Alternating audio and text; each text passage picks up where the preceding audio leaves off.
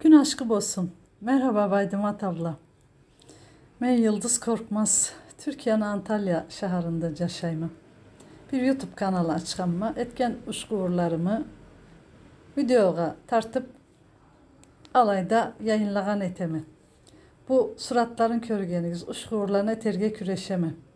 Siz de videolarımı seyretip caratsanız, bir zatçıkla yazsanız kuanırma. Sizin de izlegeniz Türkiye'de ma bu da etilirmiş degen eşitken uşkuğurlarınız var ise yazsanız eterge küreşirme. Alayda etilip bizni bilmegen uşkuğurlarımızın da yazsanız men de etip yayınlarma ondan sonra da siz biz bilmegen zatlarımızı birbirimizge üretirge küreşirmiz. Ben daha köp gençliğe uşkuğur etkenini üreteyim dep başladım. Daha algadan da işge yürügenim için boş duralmayın başladım. Bulay devam ettirip barama.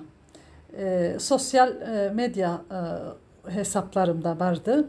Facebook web sayfası, ondan sonra YouTube kanalı. Bulağa etken zatlarımı yayınlayma. Birilerine bir faydam olur mu acaba dep bulay küreşeme. Başkan aytayım sağ bolunuz, sağ kalınız, Allah'a emanet bolunuz.